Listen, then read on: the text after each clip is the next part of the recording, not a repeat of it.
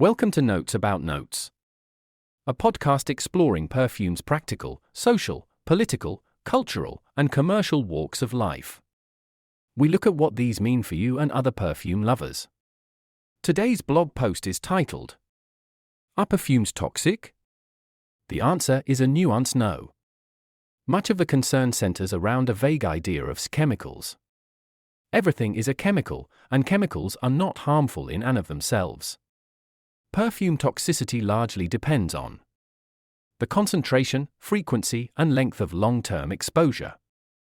The chemicals in question, which each have unique properties and different concentrations in different scents. Whether the science of perfume toxicity shows causation, or just correlation.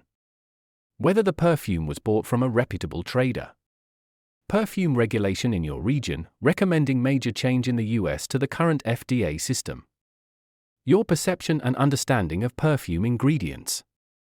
Why are people scared of wearing perfume? In recent years, the fragrance industry has come under increasing fire for ingredient safety concerns. Common side effects of wearing perfume can include rashes, nausea, and headache. Reported long-term side effects include neurotoxicity, asthma, hormonal disruptions, and cancer. Perfume ingredients are poorly explained by the perfume industry and poorly understood by the public. In some regions, like the US, fragrance ingredients remain unclear. The public is also being exposed to online misinformation touted by influencers and reinforced in forums and closed groups.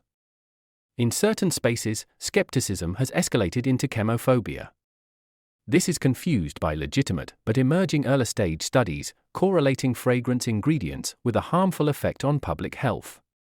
No international consensus exists on how to define and regulate a safe perfume, reducing freedom of global perfume trade. What is perfume chemophobia? Chemophobia is an irrational fear of chemicals, often a panic response to news reports or scientific studies marking chemical contaminants as a threat to public health. Is perfume chemophobia warranted? A nuanced look at whether perfume is toxic. It depends on the effectiveness of the scientific study and the credibility of the media source and fact-checking. While certain perfumes have the potential to be harmful to humans, it's important to remember that this is generally only the case at certain dosage levels or over long periods of time. Chemophobia has aided the rise of the natural perfume movement, generally prizing essential oils over synthetics. However, natural is poorly defined and used as a brand positioning tool by perfume brands to raise prices. Synthetic perfume oils are actually less chemically complex than essential oils, generally containing fewer irritants and allergens. Toxins naturally exist in the wild, so essential oils aren't safer just by dint of being natural. For example, in Stan's lexicon I had to reduce the amount of bay essential oil during compliance. This was due to the presence of methyl eugenol, a known carcinogen. Proper Yorkshire was heavily flagged, largely by essential oils. Not all chemicals are created equal. Elements and molecules can exhibit unique chemical behavior even when part of a molecular family. Methyl eugenol is a very different toxin to citral, for example, which can merely irritate or sensitize skin. The chemical names of fragrance ingredients can be long and intimidating to read without a background in chemistry or biology. This is all about perception, partly due to IPAC nomenclature, a universal chemical naming standard.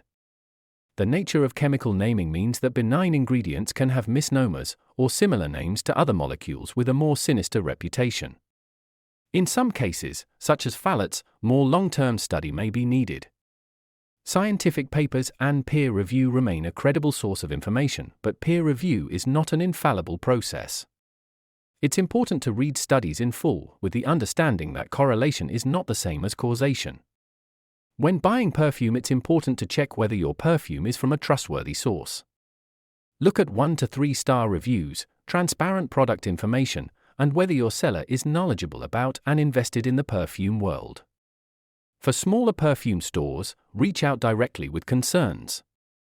How are perfumes regulated?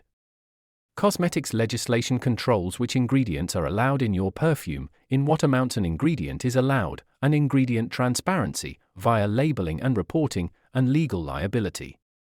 Cosmetics regulations differ widely across the globe, and so the toxic perfume debate can differ widely depending where you are. It's not hard to find complaints about overregulation in the UK and EU, or fears about child safety in the US. Here's how perfume is regulated in these regions and more generally. EU. Before approval for public sale, each perfume formulation must be independently assessed, then reported into the CPNP, Cosmetic Products Notification Portal. This is due to Regulation EC No. 1223, 2009, Article 13.